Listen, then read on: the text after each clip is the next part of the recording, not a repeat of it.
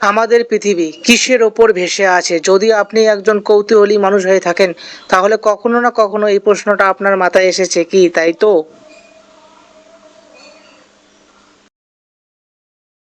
তো বন্ধুরা, চলুন এই বিষয় নিয়ে আমরা আলোচনা করব আজকে। আমি আপনাদের সাথে প্রদীপ। নতুন হলে সাবস্ক্রাইব করুন এবং পাশে থাকা বেল আইকনটি প্রেস করুন, যাতে নতুন নতুন এরকম ভিডিও আপনারা পেতে পারেন। পৃথিবী সূর্যের চারদিকে ঘুরছে, আর পৃথিবীর নিচে কিছুই নেই, একদম ফাঁকা অনন্ত মহাকাশ। বাস্তব, কিন্তু পৃথিবী এমনটাই। তাহলে সেটা কোন শক্তি যার জন্য পৃথিবী কখনো সূর্যের মাধ্যাকর্ষণ শক্তিকে ছাড়তে পারে না, আর পৃথিবী সর্বদা সূর্যের চারদিকে ঘুরতে থাকে? একবার এটা ভাবুন যে পৃথিবী যদি সূর্যের মাধ্যাকর্ষণ শক্তির সাহায্যে বাধা থাকে, তাহলে পৃথিবী সূর্যের মতো সূর্যের ভিতরে ঢুকে যায় না কেন?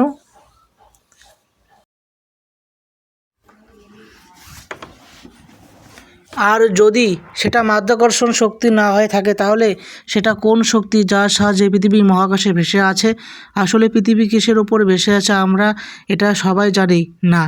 পৃথিবীর নিজের কক্ষপথে 24 ঘন্টা একবার ঘোরে, আর এজন্য পৃথিবীতে দিন এবং রাত হয়ে থাকে। একে পৃথিবীর আহ্নিক গতি বলা হয়।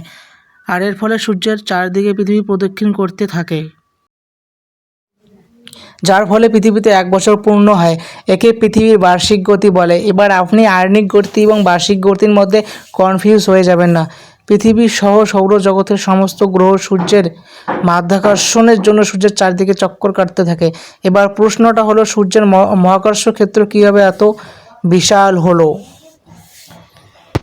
চলুন বিষয়টা বুঝে নেই। ধরুন এটা মহাকাশ। এই যে মহাকাশের অন্ধকার কালো কালো ফাঁকা ফাঁকা জায়গাগুলো মহাকাশে দেখা যায়, অনেকটা চাদরের মতো আকার নেয়, এবং সূর্য একটা ছোট এবং ভারী বলের সমান জায়গায় থাকে। অর্থাৎ যে গর্তগুলো তৈরি হয় তার সূর্যের দ্বারা তৈরি। এই গর্তের কারণেই বাকি ছোট ছোট বলের মতো গ্রহগুলি এত বড় বলের দিকে আকৃষ্ট হয়ে থাকে। মহান বিজ্ঞানী আইনস্টাইন মহাকাশের গ্র্যাভিটি মেকানিজমকে বোঝানোর জন্য বলেছিলেন, যাকে জেনারেল রিলেটিভিটি থিওরি বলা হয়। এই থিওরি অনুযায়ী স্পেস টাইমে থাকা কোনো বডি স্পেসকে সামান্য ব্যান্ড করে নিজের কিছু দূরত্বের মধ্যে হেলিওস্ফিয়ার রিজিয়ন তৈরি করে, যার ভিতরে কোনো এই চক্কর কাটতে থাকে। এবার দেখুন,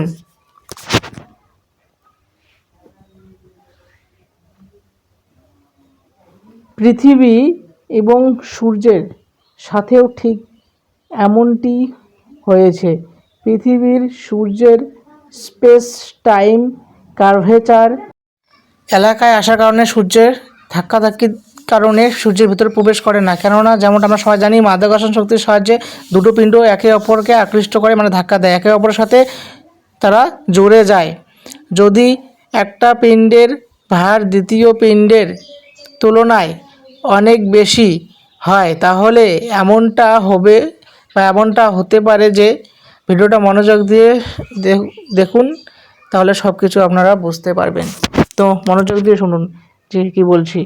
দেখুন, সূর্য পুরোপুরি গোলাকার, আর পৃথিবী সূর্যের মাধ্যাকর্ষণের কারণেও সূর্যের সাথে জুড়ে আছে। সূর্য এখন যে স্থানে অবস্থিত আছে, যদি সূর্য সেখানে না থাকে, তাহলে পৃথিবী একেবারেই অনন্ত মহাকাশে ট্রাভেল করবে। হ্যাঁ, ঠিকই শুনছেন। মজাদার কোশ্চেন না? তো চলুন এবার ভালো করে শুনুন মনোযোগ দিয়ে। কিন্তু সূর্য গোল এবং পৃথিবী ঘোরার গতি অনেক বেশি। এই জন্য পৃথিবী সূর্যের এক কার্ভেচার পয়েন্ট থেকে অপর কার্ভেচার পয়েন্টে পৌঁছায়। সূর্যের কার্ভেচার কারণে কারণে সূর্যের গোল কার্ভেচারের দিকে নামতে থাকে। অর্থাৎ গোল সূর্যের কক্ষপথের দিকে ঘূর্ণায়নের ফলে পৃথিবী সূর্যের চারদিকে টক্কর কাটতে থাকে। অর্থাৎ এই কারণেই পৃথিবী সূর্যের সাথে বাঁধা অবস্থায় মহাকাশে টিকে আছে। এই কারণেই পৃথিবী আর তার দিকে ঘুরতে থাকা স্যাটেলাইটগুলোও পৃথিবীর চারদিকে চক্কর কাটছে। এর ফলে কখনো পৃথিবীকে তারা ছাড়ে না এবং এর কারণেই পৃথিবী গোলাকার আর সেগুলো ক্রমাগত পৃথিবীর গোলাকার পৃষ্ঠতলের দিকেই নামতে থাকে। আর পৃথিবীর মাধ্যাকর্ষণ শক্তি সাহায্যেই পৃথিবীর সাথে জুড়ে থাকে। তো বন্ধুরা, ভিডিওটা ভালো লাগলে লাইক, কমেন্ট এবং বন্ধুদের সাথে শেয়ার করুন এবং চ্যানেলে নতুন হলে অবশ্যই সাবস্ক্রাইব করে পাশে থাকা বেল আইকনটি প্রেস করুন, যাতে নতুন নতুন এরকম ভিডিওরা আপনারা পেতে পারেন।